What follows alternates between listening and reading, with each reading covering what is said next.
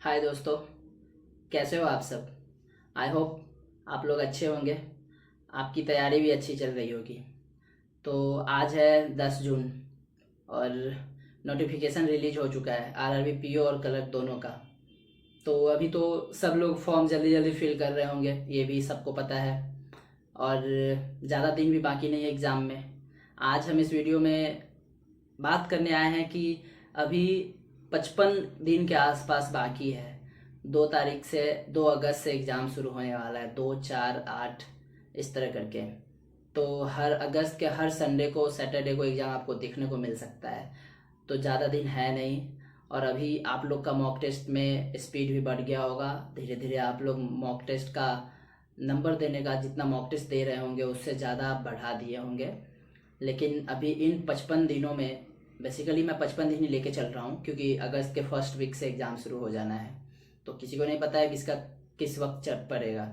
कोशिश करना कि अभी फॉर्म फिलिंग शुरू हुआ है, तो सबसे पहले फॉर्म फिलिंग का बात करते हैं कि फॉर्म फिलिंग शुरू हुआ है तो 7 तारीख से 27 तारीख तक है। तो कोशिश करो इतना स्टार्टिंग में नहीं भरने का, क्योंकि कुछ कुछ स्टेट का अभी नॉट रिपोर्टेड हुआ है। तो हो सकता है कि उसका रिपोर्ट आ जाए कितना सीट देने वाले हैं। तो कुछ दिन रुक जाओ, 15 तारीख तक रुक जाओ, उसके बाद फिर आराम से फॉर्म भरना। अभी फॉर्म भरने के पीछे ज़्यादा मत भागो। 15 से 18 के बीच में ये 3 दिन रखना। इस 3 दिन में कभी भी दोनों फॉर्म भर लेना, आरआरबी पीओ और क्लर्क। और जो स्पेशली आरआरबी पीओ या आरआरबी क्लर्क के लिए दे रहे हो वो तो एक ही फॉर्म भरेंगे, लेकिन भरना तो आप लोग दोनों भर सकते हो। अपना एक्यूरेसी, स्पीड सब कुछ तो मेंटेन हो कर ही रहे होंगे आप लोग। तो ठीक है, ये करना। और फॉर्म अभी ज़्यादा धड़फड़ी नहीं करना, आराम से भरो, 15 तारीख के बाद भरना।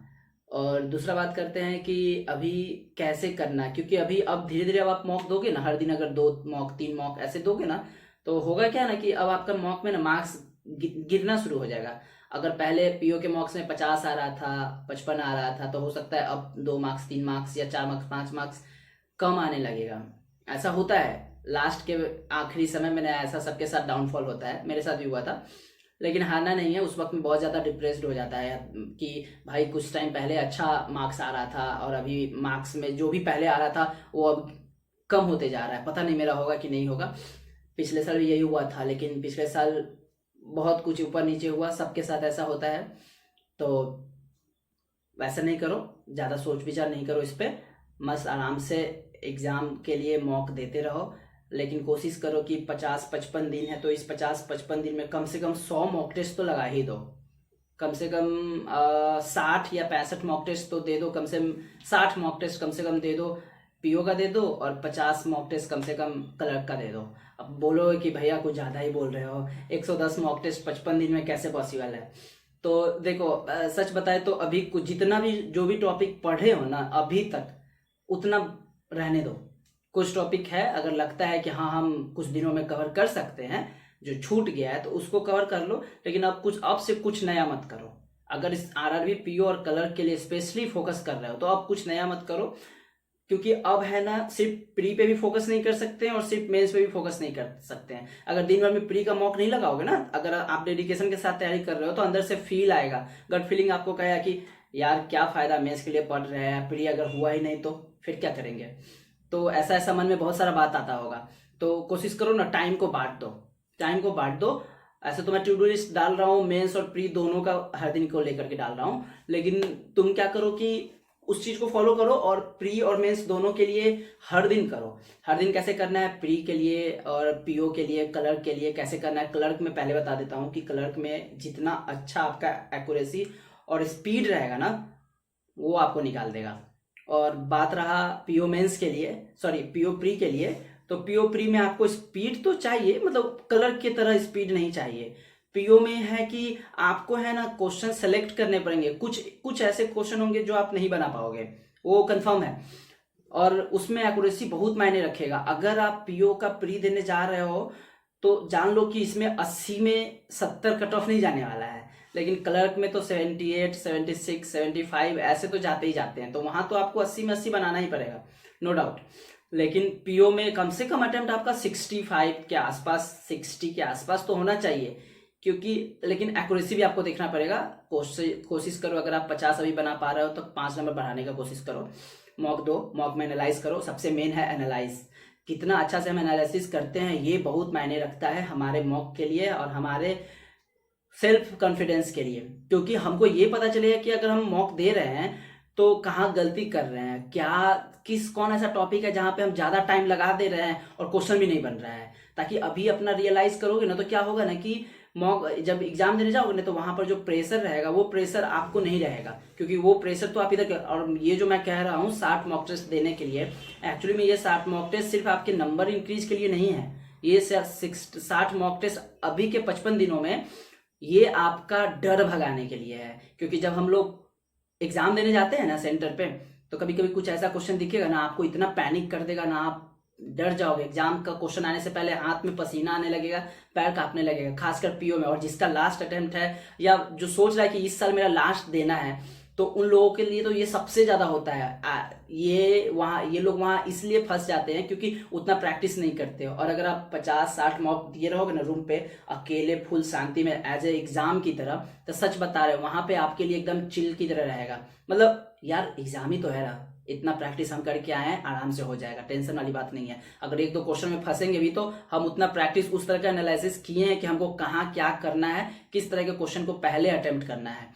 तो ये सब चीज आपको देखना होगा। सेल्फ कॉन्फिडेंस इंक्रीज होगा तभी जब आप अच्छे से मॉक टेस्ट दोगे, उसका एनालिसिस करोगे। सिर्फ मॉक टेस्ट देना नहीं है, उसको एनालाइज भी करना है। कैसे करना है ये भी मैं बताऊंगा अगले वीडियो में कि लेकिन आप है ना बेसिकली ये देखो कि रीजनिंग में कहाँ से क्या क्वेश्चन उठा सकते हैं, अटेम्प्ट कर सकते हैं। मिसलेनियस क्वेश्चन रीजनिंग का तो पूरा कर दो। मतलब ऐसा होना चाहिए कि मतलब उसमें रुकना नहीं है। सिलॉक में बहुत लोग फंसते हैं पीओ मेंस में, लेकिन सच बता रहे हैं सिलॉक को अच्छे से धो डालो। मतलब इतना क्वेश्चन बना दो ना कि आने वाला समय में जब प्री में जब सिलॉक पूछे ना तो आपको कैसा भी रहे मतलब तुरंत पेन देखे बन जाना चाहिए। इन्हें कि दोबारा चेक करना पड़े, ऐसा नहीं होना चाहिए। और क्लर्क में तो बस अरिथमेटिक भी क्लर्क में ऐसा होता है कि बस पेन बस एक कैलकुलेशन करना होता है, मल्टीप्लाई करना रहेगा बस, ऐसा अरिथमेटिक पूछेगा। ये भी नहीं कि ज्यादा लेंथी पूछेगा। अगर आपका अरिथमेटिक पे हाथ है ना बैठा हुआ, देखो अरिथमेटिक में सब टॉपिक कुछ टॉपिक प्रोबेबिलिटी होते हैं, डाइस वाला होता है, कार्ड वाला होता है। ये सब होता क्या है कि बहुत लोग नहीं पढ़ता है, तो हम भी ज्यादा ये कह रहे हैं कि अगर अभी नहीं पढ़े हो तो छोड़ दो। कम से कम अगर 80 में अगर आप 78-79 भी एक्यूरेसी के साथ अगर करके आओगे ना, एक क्वेश्चन अगर छोड़ भी दोगे तो क्लर्क में मार्क्स आने का संभावना है। लेकिन हाँ ये बात जरूर याद रखना, एक्यूरेसी जरूर होना चाहिए।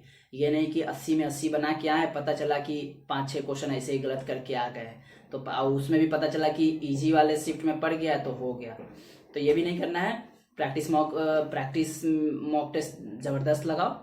और मॉक टेस्ट कहाँ से लगाना है ये आपको पता है, इससे भी नहीं है तो मैं अपने टेलीग्राम पे बता दूंगा, वहाँ से देख लेना। और ऐसे अभी मॉक लगाने के लिए बहुत सारा प्लेटफॉर्म है, स्मार्ट कीड़ा है, अड्डा 247 है, वहाँ से। और हाँ एक और बात बताता हूँ, अभी तो मॉक लगाओ ठीक है, जो भी आता है जब लास्ट का 10-15 दिन बचेगा ना, 10-15-20 दिन, तो उसमें क्या करना है ना, प्रीवियस ईयर जितना मॉक टेस्ट होगा, जितना होगा जिस भी प्लेटफॉर्म का होगा, सबका प्रीवियस ईयर प्लेटफॉर्म को मॉक लगा दो। उससे क्या होगा ना कि तुम्हारा कॉन्फिडेंस, देखो अभी जो मेन जो मॉक होता है ना उसमें हो सकता है मार्क्स कम आएगा, लेकिन जब तुम प्रीवियस ईयर को मॉक लगाओगे ना तो देखना उस वक्त वो लास्ट में क्यों कह रहे हैं, ताकि उस वक्त तुम्हारा कॉन्फिडेंस बूस्ट करने के लिए, तो उसमें तुम्हारा मार्क्स ज्यादा आएगा। तुम इस चीज को कभी ना एनालाइज करना। नॉर्मल मॉक टेस्ट होता है 100 और प्रीवियस ईयर मॉक होगा 100, दोनों में देखना तुम्हारा प्रीवियस मॉक में ज्यादा मार्क्स आएगा और अभी के मॉक में थोड़ा कम मार्क्स आएगा।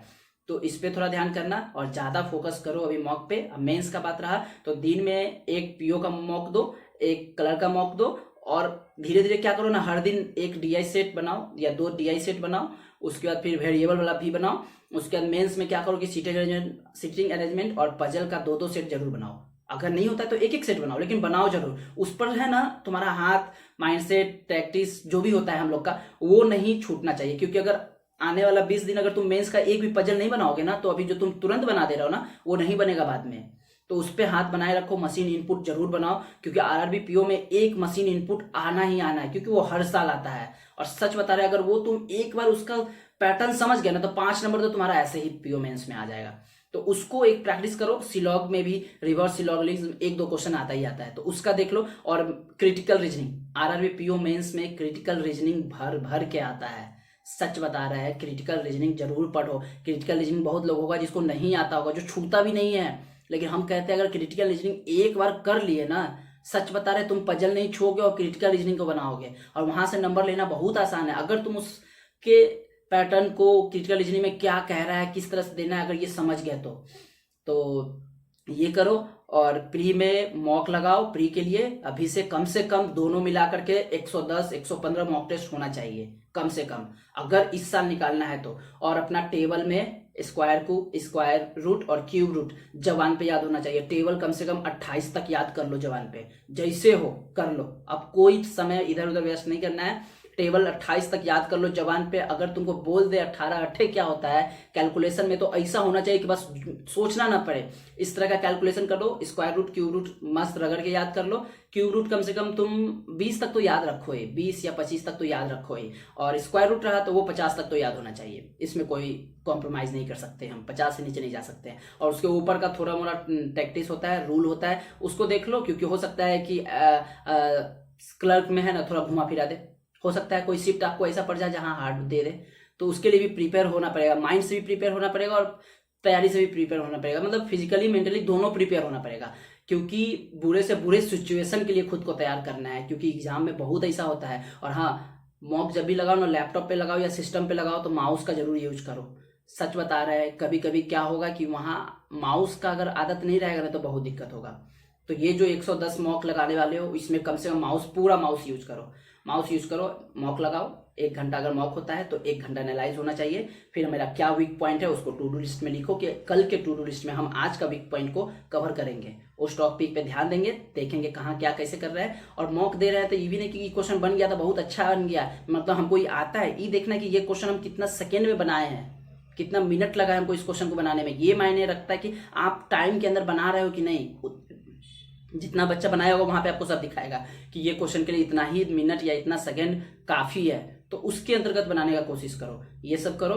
स्पीड मैथ पे काम देना है, स्पीड मैथ पे ध्यान देना है, रीजनिंग के मिसलेनियस पे ध्यान देना है, प्री का मॉक टेस्ट देना है लगातार एकदम।